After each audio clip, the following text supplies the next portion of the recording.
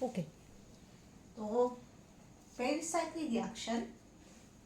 So today I have to discuss, आज मैं फिर से शुरू करती हूँ पेरिसाइक्लिक रिएक्शन।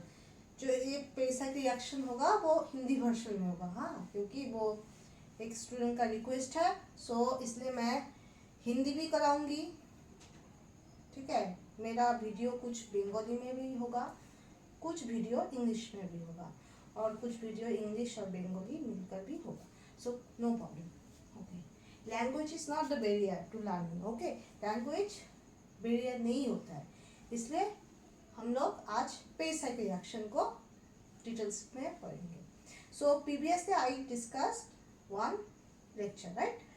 सो वहाँ पर मैंने बोला कि पेरिसाइक्लिक रिएक्शन क्या होता है, उसका कुछ कैरेक्टरिस्टिक क्या होता है। फर्स्ट वन कॉन्सर्ट मैकेनिज्म होता है।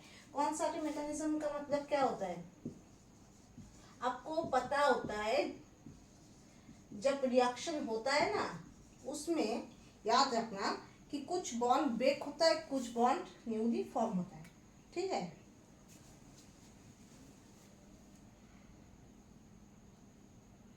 ओके। सो कुछ बॉन्ड ब्रेक होता है और कुछ बॉन्ड फॉर्म होता है। कोई नई बॉन्ड जुड़ता है, कोई बॉन्ड चला जाता है। इसका मतलब क्या होता है, जैसे आप स्कूल में आते हो, कोई नई स्कूल है, वहाँ पर नए नए दोस्त होता है, तो वैसे आपका जो पुराना स्कूल का जो दोस्त होता है, उससे आपका डिस्टेंस बढ़ जाता है, और नए दोस्त के साथ आपका डिस्टेंस क्लोज हो जाता है ना। तो वैसा चीज़ रिएक्शन में भी होता है, पर ज़्यादातर रिएक्शन में क्या होता है, कॉन्सर्ट मैकेनिज्म नहीं होता है। क्या होता है, एक ग्रुप बाहर हो जाता है, दूसरा ग्रुप ऐड होता है। ठीक है, स्टेप बाय स्टेप मैकेनिज्म होता है, पर पेरिसाइक्लिक रिएक्शन में एक साथ होता है कि आपका एक बॉन्ड, एक ग्रुप बाहर हो जाता है, दूसरा ग्रुप ऐड हो जाता है, इसलिए इसको बोलता है कॉन्सर्ट मैकेनिज्म। ठीक है, next one cyclic transition state. मैंने बस ये पहले ही बोला था, जो ट्रांजिशन स्टेट है, ट्रांजिशन स्टेट होता है कि आपका जब रिएक्शन होता है, वहाँ पर एक हाई एनर्जेटिक स्पेसिस हम क्या करते हैं, हम रिएक्शन के लिए हम इमेजिन करते हैं, यूज करते हैं for reaction coordinate, that is called transition state. Transition state means जो हाई एनर्जेटिक स्पेसिस होता है, इंटरमीडिएट नहीं होता है। इंटरमीडिएट को आप रिजोल्व कर सकते हो, आप रिएक्शन में आप पा सकते हो, आप ट्रैप कर सकते हो कि वहाँ पर कार्बोकेटन है, इसलिए वहाँ पर रेसिमिक मिक्सचर हुआ है, वहाँ पर कार्बन आयन है, इसलिए वो हुआ है, वहाँ पर कार्बिन है, इसलिए एडिशन हुआ है, वहाँ पर बेंजाइन है, इसलिए डीएसएल रिएक्शन हुआ है। आप ट्रैप कर सकते हो, बाय रिएक्शन हो, बाय प्रॉपर्टीज हो, पर ट्रांजिशन स्टेट वैसा नहीं होता है। ट्रांजिशन स्टेट हम रिएक्शन मैकेनिज्म को समझने के लिए यूज करते हैं। तो साइक्लिक ट्रांजिशन स्टेट होता है, और क्या होता है,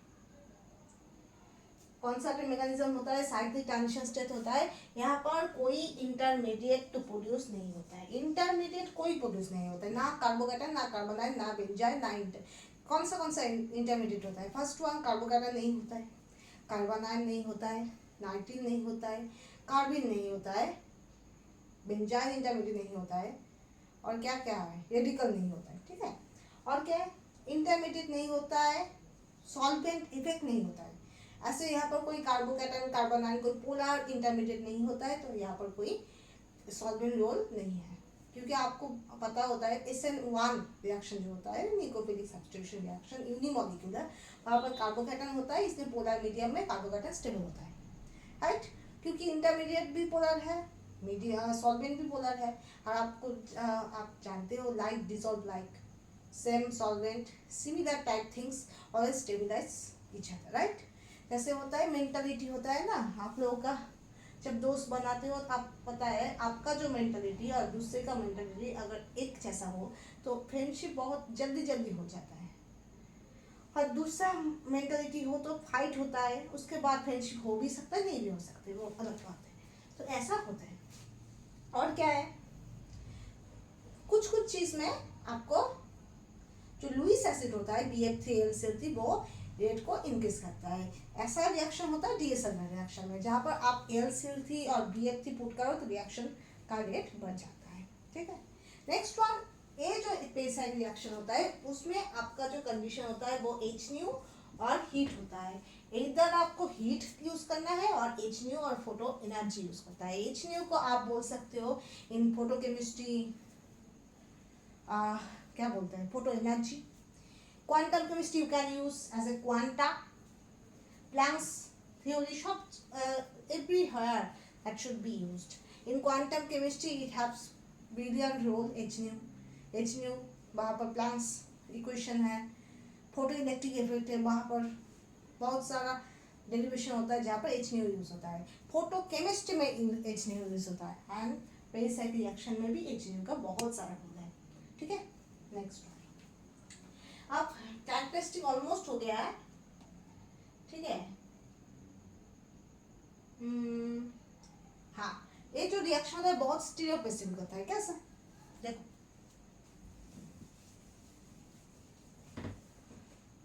दो प्रोडक्ट दिया है, ठीक है, दिस ये क्या है, ये ट्रांस है, राइट, ये ट्रांस है।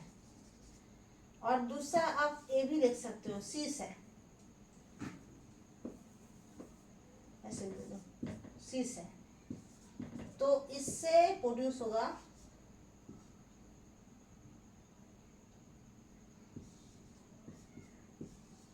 राइट,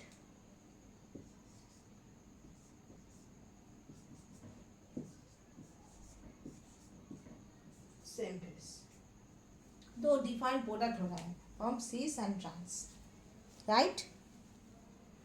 तो सीस एंड ट्रांस उसका कुछ प्रॉपर्टीज होता है क्या, वो सीस एंड ट्रांस वो जियोमेट्रिकल आइसोमर होता है, सीस और ट्रांस। और अगर आप HNMR करो कि NMR, तब देखोगे कि उसका जो प्रोटॉन्स होता है वो डायस्टोट्रॉपिक होता है, डिफाइंड डायस्टोमेरिक होता है, डिफाइंड सिग्नल देता है।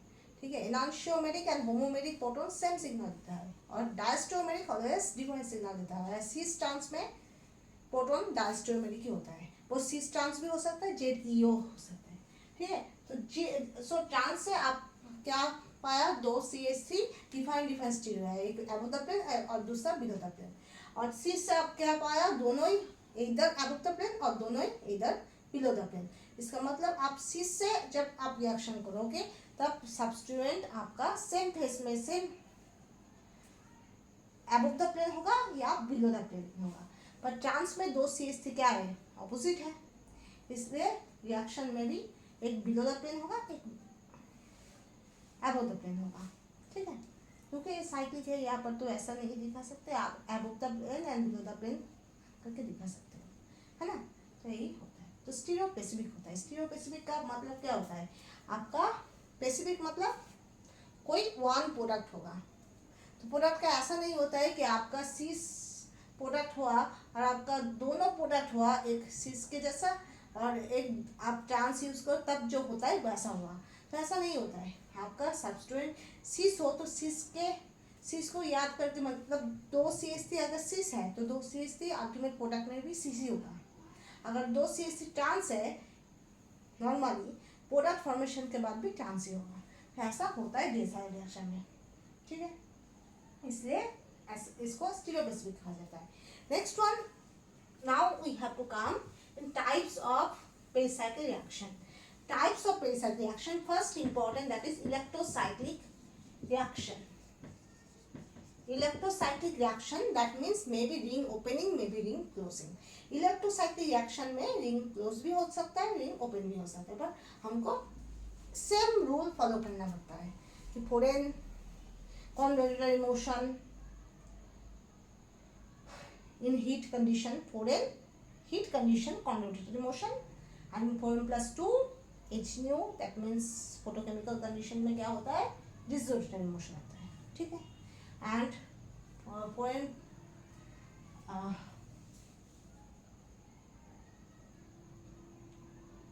ठीक है, तो ऐसा होता है 4 हीट कॉन्वोल्यूटेड मोशन होता है।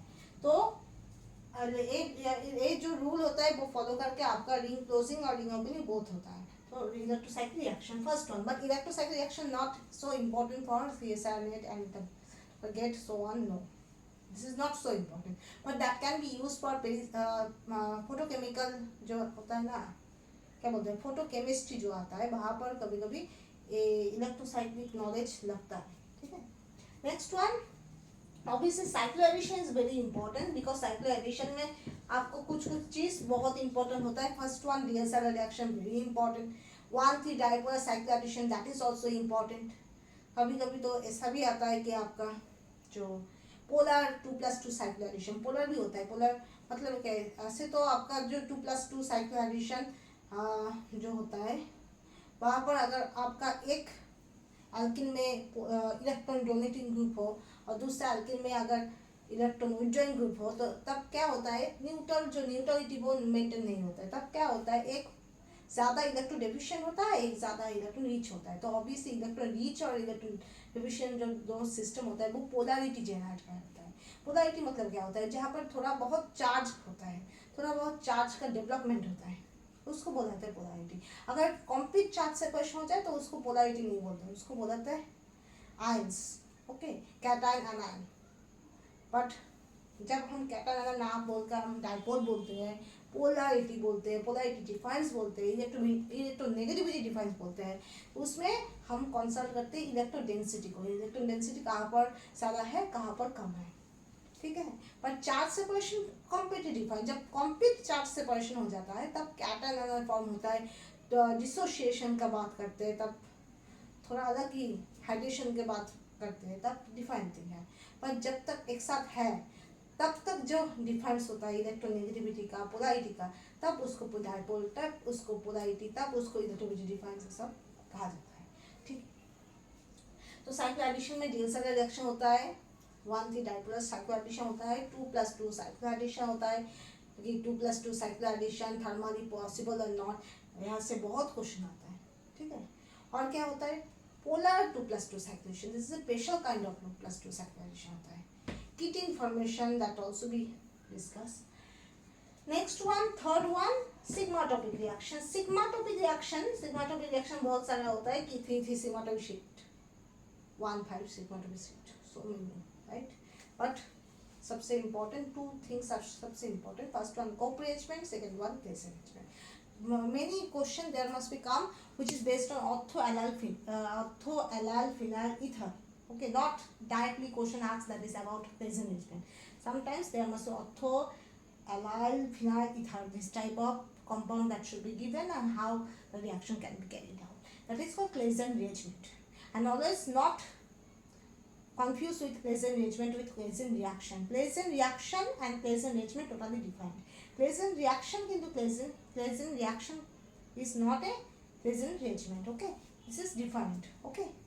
एंड क्लेजिन रिएरेंजमेंट कहाँ पर होता है, ऑर्थो में होता है, ज़्यादातर ऑर्थो में होता है। 2 ऑर्थो प्लेस होता है, 2 ऑर्थो में ही फर्स्ट होता है। अगर ऑर्थो 2 ऑर्थो अगर फुलफिल हो तब पैरा में होता है।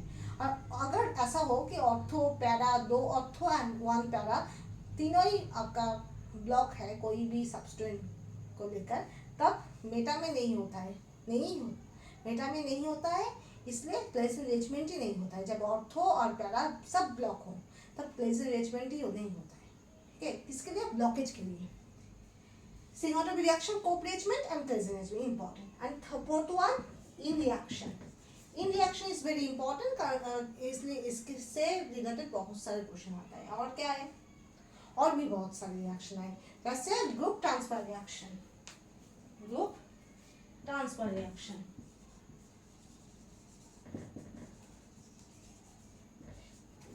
साइक्लो एडिशन टाइप ही और एक रिएक्शन है दैट इज चिलेटोपिक, ठीक है। तो group transfer reaction is not so important, but cheletropic reaction you have to know at least, that is sulfur dioxide, how react, how behave, and there must be almost the mechanism almost cyclo addition type reaction. Okay, so यहाँ पर आपको कुछ things जानना होगा। क्या, molecular orbital, कौन सा system, first one ethene का मॉलिक्यूलर ऑर्बिटल हाउ डेवलप होता है, उसके बाद 1,3 butadiene system, then 1,3,5 hexadiene system, ये तीनों का आपका याद रखना है। और allyl system, allyl cation, allyl anion, allyl alkene, okay. और एक चारों का मॉलिक्यूलर ऑर्बिटल आपको पता होता है। और होमो और लूमो का बेसिक कॉन्सेप्ट, होमो का मतलब क्या होता है, highest occupied molecular orbital, highest occupied molecular orbital, वो उसको आप एनालाइज करते रहो। हाईएस्ट मतलब जितने सारे ऑर्बिटल है उसमें जो हाईएस्ट है, ऑक्यूपाइड मतलब वहाँ पर इलेक्ट्रॉन रहना ही है, एक भी हो सकता है, दो भी हो सकता है, पर ज़्यादातर दो ही होता है, ठीक है। Highest occupied molecular orbital, molecular orbital that means, molecular orbital means atomic orbital का कॉम्बिनेशन से जो मॉलिक्यूलर ऑर्बिटल प्रोड्यूस होता है उसको बोलता है मॉलिक्यूलर ऑर्बिटल और इमो, ठीक है। सपोज H2, तो H का जब आप एटॉमिक ऑर्बिटल रिप्रेजेंटेशन करोगे वो एटॉमिक ऑर्बिटल होता है, और दो एटॉमिक ऑर्बिटल को कंबाइन करके एक बॉन्डिंग और दूसरा एंटीबॉन्डिंग जब आप दिखाते हो वो मॉलिक्यूलर ऑर्बिटल होता है। एक ज़्यादा स्टेबलाइज होता है, उसकी एनर्जी डिक्रीज कर जाता है, उसको बोलता है bonding molecular orbital, BMO, bonding molecular orbital. और जिसका एनर्जी ऊपर जाता है उसको बोलता है anti bonding molecular orbital, ABM। I will give the notes in the YouTube channel, you can C in the post section. Post में जो होता है यूट्यूब का जो पोस्ट सेक्शन होता है वहाँ पर मैं होल जो नोट्स है वो दे दूँगा, कोई प्रॉब्लम नहीं होगा। बस आज समझ लो कि एंटी बॉन्डिंग और बॉन्डिंग मॉलिक्यूलर ऑर्बिटल क्या होता है। हिंदी में बोल रही हूँ, मैं बाद में इंग्लिश और बंगाली में भी बोलूँगा, अलग सेशन करके मैं बोल दूँगा, कोई प्रॉब्लम नहीं है। तो मैं इंग्लिश भी जानती हूँ थोड़ा बहुत, ज़्यादा पता नहीं, ज़्यादा बोलना भी नहीं चाहिए क्योंकि ज़्यादा, पर हाँ ठीक है मैं बोल सकती हूँ इंग्लिश में, बंगाली में एंड ऑल्सो हिंदी में, जैसा डिमांड हो। 3 लैंग्वेज में मैं ठीक है, पर बाकी दूसरा लैंग्वेज में अगर बोल रहे हो तो मुझे बहुत प्रॉब्लम है, वो सीखना पड़ेगा, ठीक है। तो BMO बॉन्डिंग मॉलिक्यूलर ऑर्बिटल क्यों बोलता है, उसको एनर्जी डिक्रीज कर जाता है, जो एटॉमिक ऑर्बिटल्स होता है उससे एनर्जी डिक्रीज कर जाता है, ठीक है। सपोज मैं बोलती हूँ 2 हाइड्रोजन है, उसका कॉम्बिनेशन से H2 होता है, राइट। H2 होता है, 2 हाइड्रोजन से एक H2 होता है, आपको पता होता है। तो इसका जो एटॉमिक ऑर्बिटल होता है, इसका जो एटॉमिक ऑर्बिटल, सपोज यहाँ पर एनर्जी गैप है, तो यहाँ पर एनर्जी इसको बोलता है BMO। क्यों, एनर्जी ड्रॉप कर देता है क्योंकि स्टेबिलाईजेशन होता है, stabilization inversely proportional to energy. जब भी स्टेबिलिटी बढ़ जाता है एनर्जी घट जाता है, ठीक है, एनर्जी घट जाता है जब भी स्टेबिलिटी बढ़ जाता है, और जब भी स्टेबिलिटी कम हो जाता है, डिक्रीज कर जाता है, एनर्जी बढ़ जाता है, ठीक है, सिंपल थिंग्स। उसके बाद क्या होता है, एक तो बढ़ जाता है तो दूसरा तो ऑब्वियसली उसका एनर्जी बढ़ जाता है, एक घट जाता है तो एक बढ़ जाता है, उसको बोलता है एंटी बॉन्डिंग मॉलिक्यूलर ऑर्बिटल, ठीक है। ये तो बात है। तो होमो जो होता है, होमो और लुमो, अगर ऐसा हो कि बहुत सारा एंटी बॉन्डिंग, बहुत सारा बॉन्डिंग ऑर्बिटल हो, तब तो होमो और लुमो तुमको पक्का समझना पड़ेगा। होमो मतलब हाईएस्ट ऑक्यूपाइड मॉलिक्यूलर ऑर्बिटल, जो जितना सारा, ज़्यादातर बॉन्डिंग में ही हाईएस्ट होता है, तो पहले आपको इलेक्ट्रॉन्स फिलअप करना पड़ेगा, उसके बाद आपको देखना पड़ेगा जो ऑक्यूपाइड हाईएस्ट, फर्स्ट ऑक्यूपाइड देखना पड़ेगा, और जितना सारा ऑक्यूपाइड मॉलिक्यूलर ऑर्बिटल है उसमें जो ज़्यादा हाईएस्ट एनर्जेटिक है वो highest energetic occupied molecular orbital को होमो बोला जाता है, ठीक है। और लोएस्ट, जितना सारा अनऑक्यूपाइड है, जितना सारा अनऑक्यूपाइड है उसमें सबसे लोएस्ट को बोला जाता है लूमो, और lowest unoccupied molecular orbital, that's it. सबसे अच्छा ट्रिक तुमको पहले देखना पड़ेगा कितना सारा ऑक्यूपाइड है, कितना सारा अनऑक्यूपाइड है। ऑक्यूपाइड देख लो, ऑक्यूपाइड देख के देखो जब किसका एनर्जी हाई आ है, कौन ऊपर में है, वही होमो है। और जितना सारा अनऑक्यूपाइड है, जितना सारा अनऑक्यूपाइड मतलब कोई भी इलेक्ट्रॉन नहीं है उसमें, जो नीचे है वही लूमो है, दैट्स इट। सबसे अच्छा ठीक है। तो वो होमो और लूमो का नॉलेज तुमको जानना पड़ेगा, क्योंकि होमो और लूमो का सिमेट्री डिफाइंड होता है, ठीक है। उसके ऊपर निर्भर करता है कि इलेक्ट्रोसाइक्लिक रिएक्शन कौन रोटेटरी होगा, मतलब सेम पेज में होगा, कौन रोटेटरी मतलब ऐसा नहीं तो ऐसा, देखो देखो ऐसा नहीं तो ऐसा, और डिसरोटेटरी ऐसा हो सकता है या ऑपोजिट ऐसा हो सकता है, ठीक है।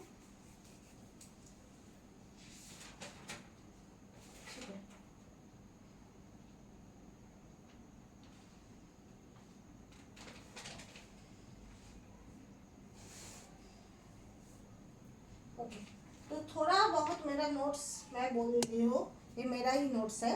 देखो, एक है कूलॉम इंटीग्रल अल्फा, एक है Coulomb integral alpha. It is the energy of isolated atomic orbital. तो जो अल्फा होता है, जो अल्फा होता है उसको बोलता है Coulomb integral. Integral, Coulomb integral, that means एक जो रेस्पेक्टिव जो एटॉमिक ऑर्बिटल जो इंगेज होकर मॉलिक्यूलर ऑर्बिटल प्रोड्यूस करता है उसका रेस्पेक्टिव एनर्जी को बोलता है अल्फा और कूलॉम इंटीग्रल। क्या बोल रही हो, जो एटॉमिक ऑर्बिटल्स होता है उसका जो रेस्पेक्टिव एनर्जी होता है उसको बोला जाता है अल्फा, कूलॉम इंटीग्रल। ठीक है, और बीटा ओवरलैपिंग है, बीटा नहीं है, एस को बोला जाता है ओवरलैप इंटीग्रल। ये मेरा ही नोट्स है। ठीक है, तो ओवरलैप इंटीग्रल, ओवरलैप इंटीग्रल और बॉन्ड इंटीग्रल, इसका मतलब एक्सटेंट ऑफ ओवरलैप, कितना अच्छा ओवरलैप हो रहा है, जो बॉन्डिंग हो, एंटी बॉन्डिंग हो, कैसा ओवरलैप हो रहा है, एटॉमिक ऑर्बिटल्स जो इंगेज होता है उसमें कैसा इंटरेक्शन होता है, वो मेजर होता है एस से। एस मतलब ओवरलैप इंटीग्रल। ठीक है, और एक पैरामीटर है beta. Beta means bond integral. Bond integral that means it's related to energy of interaction. जो इंटरेक्शन ऐसे होता है बॉन्ड फॉर्मेशन के टाइम, उसको बोलता है बीटा। तो अल्फा मीन्स कूलॉम इंटीग्रल, मतलब एटॉमिक ऑर्बिटल्स, जो एटॉमिक ऑर्बिटल्स इंगेज होता है उसका रेस्पेक्टिव एनर्जी को बोला जाता है अल्फा और कूलॉम इंटीग्रल। दूसरा एस फॉर ओवरलैप इंटीग्रल, मतलब जो ओवरलैप इंटीग्रल ओवरलैप होता है उसका जो मेजर होता है वो ओवरलैप इंटीग्रल। और तीसरा जो होता है बीटा, बीटा मतलब क्या होता है, उसको बोला जाता है बॉन्ड इंटीग्रल, मतलब बॉन्डिंग का जो इंटरेक्शन होता है उसका मेजर करता है। ठीक है,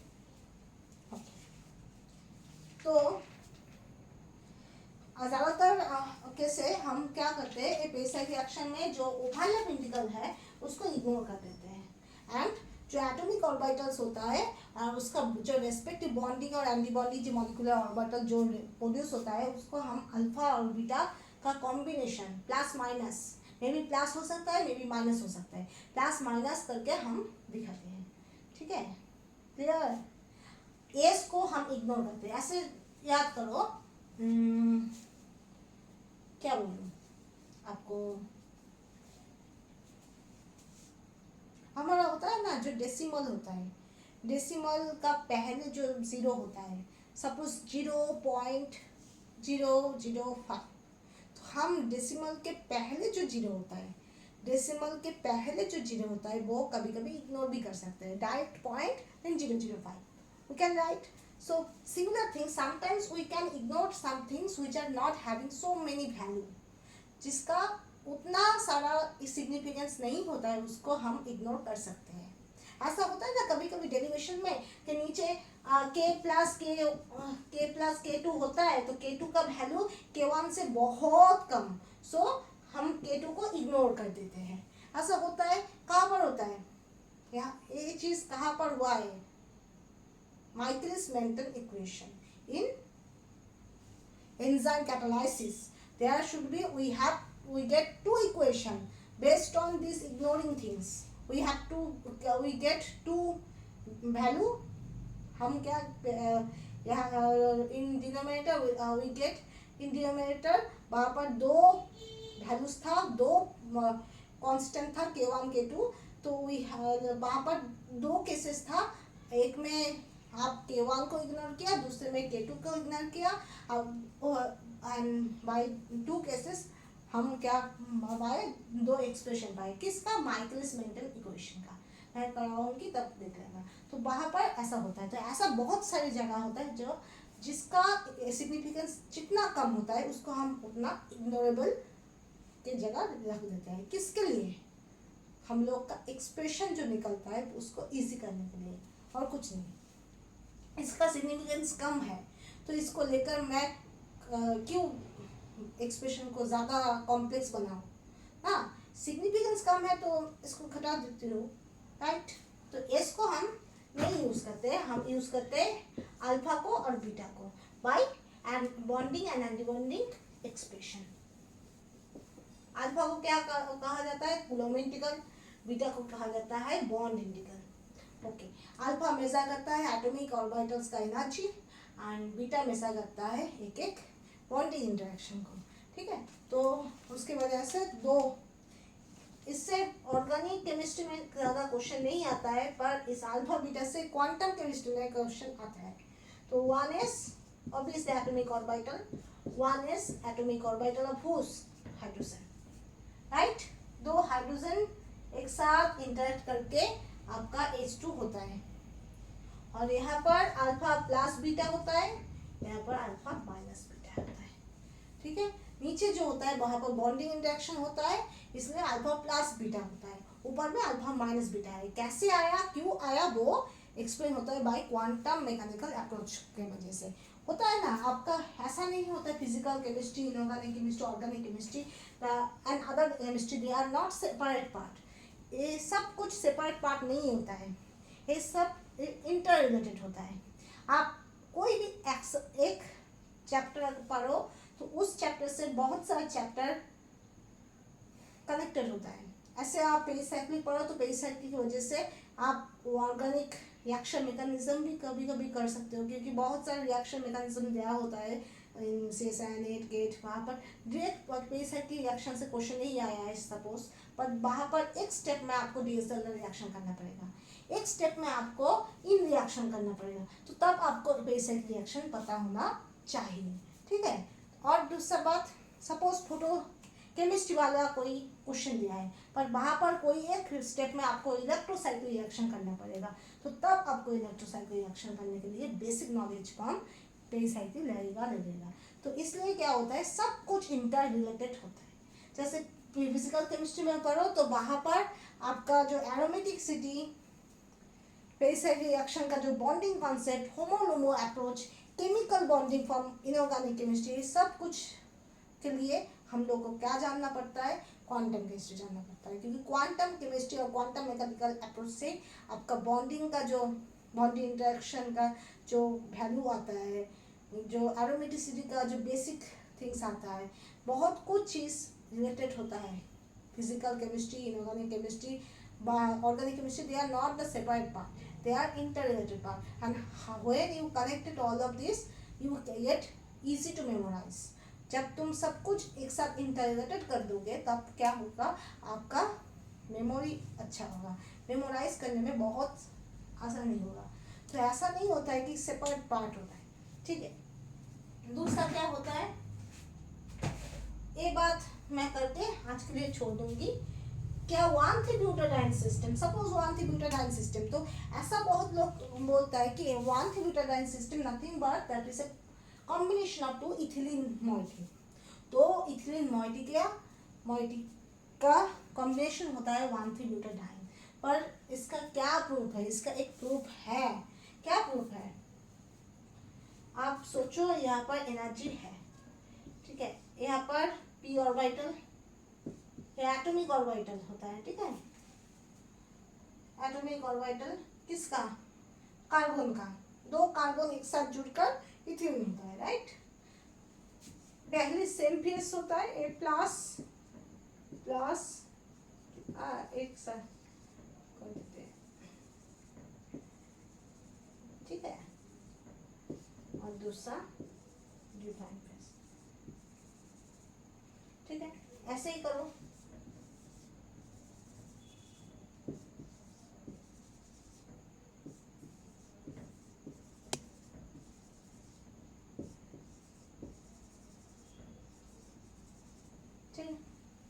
तो क्या होता है तुम्हारा, क्या आप देख सकते हो कि बॉन्डिंग इंटरेक्शन में जो ऑर्बिटल का पिक्चर होना चाहता है तो वो सेम लेवल में होना चाहिए, पर सेम लेवल में नहीं होता है, और ज़्यादा स्टेबलाइज होता है। किसके लिए, कॉन्जुगेशन के लिए। रेजोनेंस जब भी होता है तब स्टेबलाइजेशन ऑटोमेटिक बढ़ जाता है। ठीक है, एनर्जी ड्रॉप कर जाता है, OH प्लेन बढ़ जाता है और स्टेबलाइजेशन भी बढ़ जाता है। सिस्टम का स्टेबिलिटी एनर्जी के ऊपर डिपेंड करता है। एनर्जी जब हाई होता है स्टेबिलिटी डिक्रीज कर जाता है, एनर्जी जब लो होता है स्टेबिलिटी इंक्रीज कर जाता है। स्टेबिलिटी के साथ एनर्जी इनवर्स रिलेटेड होता है, राइट। तो पहले कोई नोड नहीं होता है। नोड मतलब क्या होता है? नोड मतलब एक आप दे दो तो इसका फेस और इसका फेस डिफाइन होता है। एक यहाँ पर नोट दे दो तो इसका फेस और इसका फेस डिफाइन होता है। यहाँ पर अगर प्लस हो तो यहाँ पर माइनस होगा। This type of things can be occur, that is called node. तो पहले वाला जो बॉन्डिंग एमओ होता है उसका कोई नोट नहीं होता है। तो सब का ब्लैक फेस, ब्लैक मतलब क्या, काला जो फेस होता है, काला बोलना नहीं चाहिए, वो काला जो लोब होता है वो एक जगह होता है, देखो एक जगह होता है, दैट इज कॉल्ड शाई वन। उसके बाद एक नोड होता है, तो इसलिए फर्स्ट दोनों काला लोब ऊपर में होता है और दूसरा दोनों का काला लोब नीचे होता है, that is called psi two. ठीक है,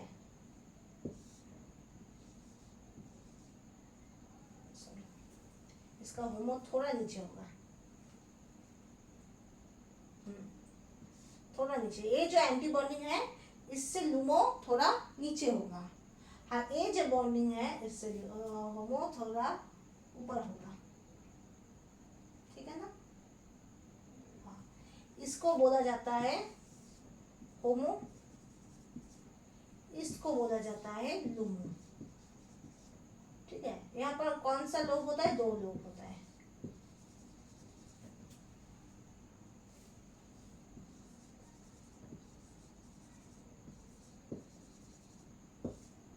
यहाँ पर तो तीन लोब होता है।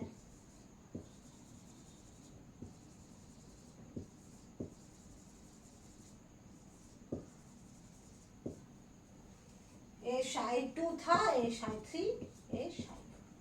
तो ये बात भी याद रखना, फॉर इथिलीन बॉन्डिंग एमओ को क्या बोलता है? पाई, और एंटी बॉन्डिंग को क्या बोलता है? Pi star.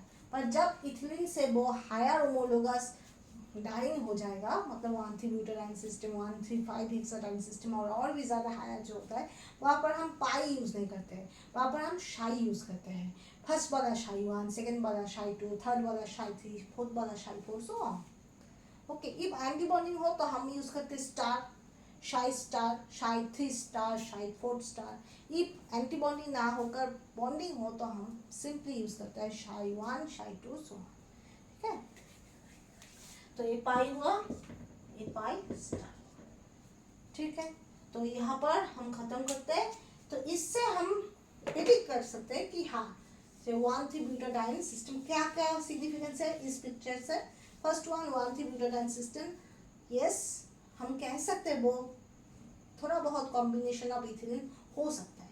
ठीक है, नेक्स्ट वन, कुछ कुछ बुक्स में बोलता है हाँ हो सकता है, कुछ कुछ बुक्स में इसके बारे में कुछ बोला ही नहीं है। तो ऐसा होता है कि बुक्स भी रोल प्ले करता है। ठीक है, एंड नेक्स्ट वन क्या होता है? इससे हम देखा कि जो होमोलुमो गैप है वो क्या है? बहुत कम है।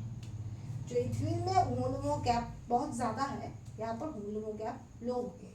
ठीक है, एक सेकेंड कंक्लूजन। थर्ड कंक्लूजन क्या होता है? कॉन्जुगेशन बढ़ गया, सिस्टम का स्टेबिलिटी बढ़ गया और एनर्जी डिक्रीज कर गया। किसका? 1,3-ब्यूटाडाइन सिस्टम का। किसके रेस्पेक्ट से? इथिलीन के रेस्पेक्ट से। ठीक है, तो जब कॉन्जुगेशन बढ़ता है तब वेवलेंथ बढ़ता है, इसलिए कभी कभी क्या होता है, ज़्यादा डबल बॉन्ड जब होता है, जैसे तुम्हारा लाइकोपिन और कैरोटीन का जो होता है, वहाँ पर देखना एक्सटेंड डबल बॉन्ड है, extend double bond, conjugated double bond also, single bond double bond, single bond double bond, extend conjugation होता है। इसलिए क्या होता है, उसका वेवलेंथ इतना ज़्यादा हो जाता है कि वो विजिबल रेंज में चला जाता है, उसका कलर स्पेक्ट्रा आ जाता है। आपको पता है यूवी रीजन 200 to 400 नैनोमीटर और visible region almost 400 to 800 nanometre. ठीक बोला ना? UV 200 to 400 nanometre and visible almost 400 to 800 nanometre. तो और यूवी के पहले जो होता है 200 नैनोमीटर के पहले, मतलब 200 नैनोमीटर के कम, उसको बोलता है वैक्यूम यूवी। वैक्यूम यूवी, वहाँ पर वैक्यूम यूवी होता है, वहाँ पर O2 नहीं रहता है, कोई ऑक्सीजन और एयर नहीं रहता है, एयर टाइट सिस्टम होता है, उसको बोला जाता है वैक्यूम यूवी। और वैक्यूम यूवी के बाद 200 to 400 नैनोमीटर उसको बोला जाता है यूवी। और 400 to 800 नैनोमीटर उसको बोला जाता है विजिबल। तो विजिबल में आपको पता है बीपी है, तो उस बीपी के भी फॉलो होता है कि किसका वेवलेंथ ज़्यादा होता है, किसका वेवलेंथ कम होता है। कॉम्प्लीमेंट्री कलर का भी एक रोल होता है, कब होता है जब एब्जॉर्प्शन और एब्जॉर्प्शन का बात होता है, रिफ्लेक्शन का बात होता है, वहाँ पर कॉम्प्लीमेंट्री कलर का भी रोल होता है। तो वो उसका रोल कॉन्जुगेशन में नहीं पड़ता है, पर कॉन्जुगेशन में क्या पड़ता है, कॉन्जुगेशन का वेवलेंथ डिफर करता है। जितना ज़्यादा कॉन्जुगेशन हो उतना ज़्यादा वेवलेंथ बढ़ जाता है, एनर्जी ड्रॉप कर जाता है।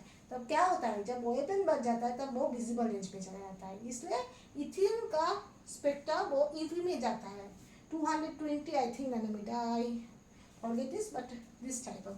बट जितना आप एक्सटेंड कॉन्जुगेशन जाओ, जैसे कैरोटीन और लाइकोपीन, वहाँ पर एक्सटेंड कॉन्जुगेशन है, extend double bond single bond double bond single bond alternating double bond single bond है, इसलिए वहाँ पर वेवलेंथ एनर्जी बहुत ड्रॉप कर जाता है। सिर्फ ड्रॉप ही नहीं करता है, बहुत ड्रॉप कर जाता है और वेवलेंथ बहुत ही बढ़ जाता है। तो तब वो विजिबल रेंज पे चला जाता है, उसको विपकेयर में फेंक दो, ठीक है। कलर होता है, कैरोटीन का कलर अलग होता है, वहाँ पर विपकेयर में फेंक दो। इसलिए बोला क्योंकि वो और भी डिटेल्स में जब पढ़ोगे तब आपको आप जान सकोगे कि क्या क्यों स्पेक्ट्रा का कलर वैरी करता है, वो वायलेट क्यों होता है, वो रेड क्यों होता है, वो ग्रीन क्यों होता है। तो ये सब चीज़ और भी डिटेल्स होता है, इसलिए मैंने बोला फिर तो, क्योंकि बेस है कि मैं उतना जानने का कोशिश मत करो, वो स्पेक्ट्रोस्कोपी में चला जा रहा है, ठीक है। वो टॉपिक स्पेक्ट्रोस्कोपी रिलेटेड है, ऑर्गेनिक स्पेक्ट्रोस्कोपी ज़्यादातर यूवी विजिबल, ठीक है, वो भी मैं पढ़ाऊँगी। तो आज के लिए यही, कल मैं डिटेल स्टडी करूँगा, ठीक है, और नोट्स मैं दे दूँगा, no problem. In post section you can see, you can get the whole PDF. Okay, thank you.